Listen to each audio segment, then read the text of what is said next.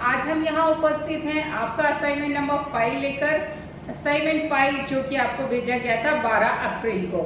अब इस असाइनमेंट के अंतर्गत आपको चर्चा की गई थी आपके साथ संज्ञा पर, और वह संज्ञा का कौन सा रूप था? व्यक्तिवाचक संज्ञा। संज्ञा हमने हमारी पूर्व की कक्षाओं में पढ़ रखी है। संज्ञा हम जानते हैं नाम वाले शब्दों को कहते हैं। अब यहाँ पर आने के बाद हम विभिन्न प्रकार की संज्ञाओं और उनको विस्तृत रूप में पढ़ेंगे। तो इस असाइनमेंट के अंतर्गत हमने चर्चा की है व्यक्तिवाचक संज्ञा की।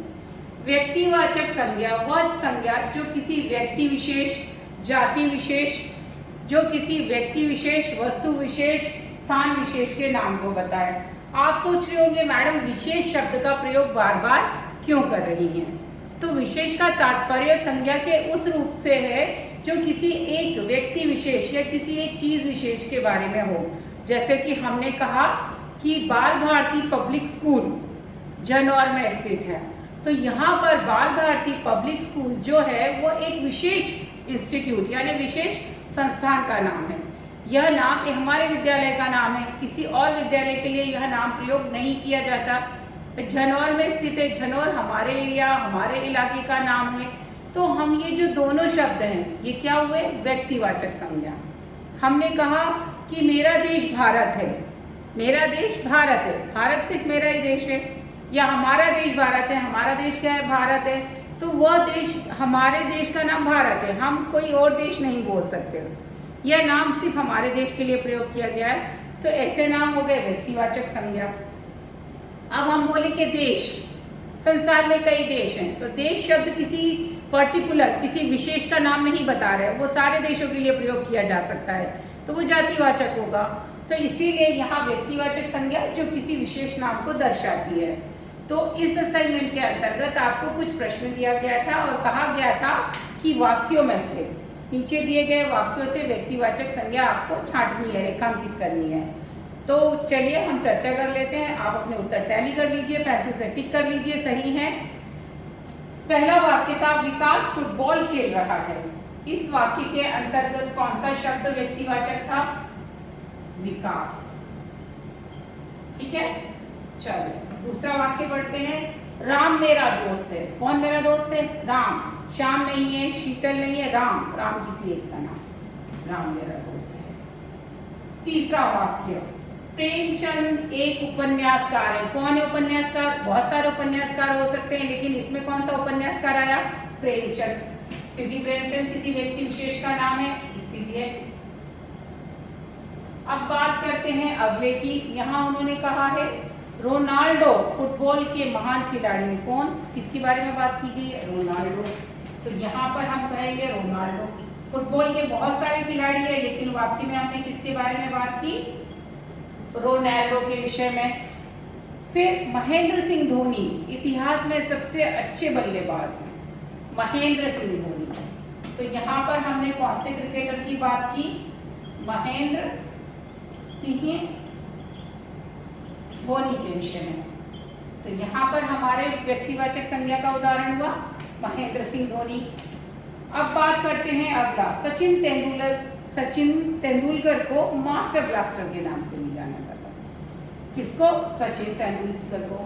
तो यहाँ पर हमारे व्यक्तिवाचक संज्ञा क्या हुई?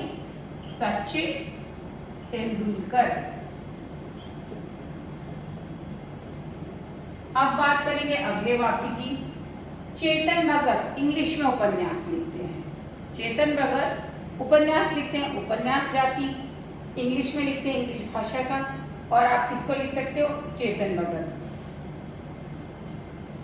चेतन भगत। इसके अलावा इंग्लिश को भी हम व्यक्तिवाचक में लिख सकते हैं, क्योंकि यहाँ पर इंग्लिश जो शब्द है वो एक भाषा विशेष को दर्शा रहा है। ठीक है, तो हमने लिखा चेतन भगत कौन सी भाषा में लिखते हैं? इंग्लिश में। अब अगला शब्द आया, भारत की राष्ट्रभाषा हिंदी है। तो यहाँ पर भारत और हिंदी दोनों ही व्यक्तिवाचक हैं, भारत और हिंदी। नेक्स्ट है, मैंने आज एक अंग्रेजी की किताब खरीदी। मैंने किताब खरीदी, कौन से विषय की? अंग्रेजी। अंग्रेजी भाषा विशेष। फिर बात करते हैं, मुझे मराठी में बात करनी पसंद है। कौन सी भाषा? मराठी भाषा विशेष। अगले में बढ़ते हैं, मैं अभी जापानी भाषा सीख रहा हूँ। कौन सी? जापानी भाषा। अब आपको एक बात यहाँ ये याद रखना है कि जापानी के साथ भाषा शब्द जुड़ा हुआ है तो ये एक ही शब्द के रूप में इसका प्रयोग कर रहे हैं। अगर मैं अलग अलग देखी कि हम कई भाषाएं जानते हैं तो भाषा शब्द वहां पर जातिवाचक होता है, लेकिन यहाँ पर वह जापानी के साथ प्रयोग किया गया है, इसीलिए वो सिर्फ जापानी शब्द को ही सहारा दे रहा है, तो वो जापानी का ही हिस्सा है, तो वो व्यक्तिवाचक में आ रहा है।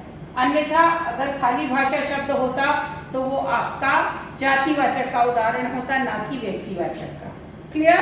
कंफ्यूज नहीं होना है। जापानी भाषा बोला है इसलिए वो व्यक्तिवाचक का उदाहरण है, अन्यथा खाली भाषा शब्द जातिवाचक में जाता। अब बढ़ते हैं 12वें वाक्य की तरफ। इंग्लिश दुनिया में सबसे अधिक प्रयोग की जाती है। Again English.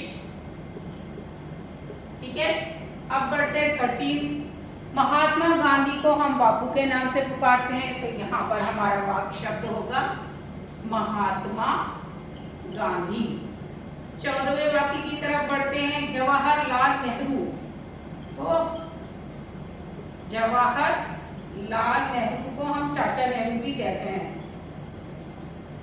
तो यहाँ पर जवाहरलाल नेहरू और चाचा नेहरू दोनों ही शब्द आपके व्यक्तिवाचक हैं। फिर है भीमराव अंबेडकर ने भारत का संविधान लिखा। किसने लिखा? भीमराव अंबेडकर। ये हमारे संविधान निर्माता के रूप में जाने जाते हैं, कॉन्स्टिट्यूशन के निर्माता के रूप में। तो भीमराव अंबेडकर व्यक्तिवाचक संज्ञा। अगला प्रश्न, इंदिरा गांधी भारत की पहली महिला प्रधानमंत्री। कौन? इंदिरा गांधी, उनका नाम आया तो इंदिरा गांधी को लिखोगे। इस प्रकार आगे आपसे और भी 4 वाक्य दिए गए हैं। मैं बेंगलुरु में पढ़ता हूँ। कहाँ पढ़ता हूँ? बेंगलुरु। पहले हम बेंगलोर बोलते थे, अब उसको बदलकर क्या कर दिया गया? बेंगलुरु। तो यहाँ पर आपका 17वें वाक्य में क्या हुआ? बेंगलुरु। फिर आया 18वां वाक्य, मुंबई एक स्मार्ट सिटी बन गया है।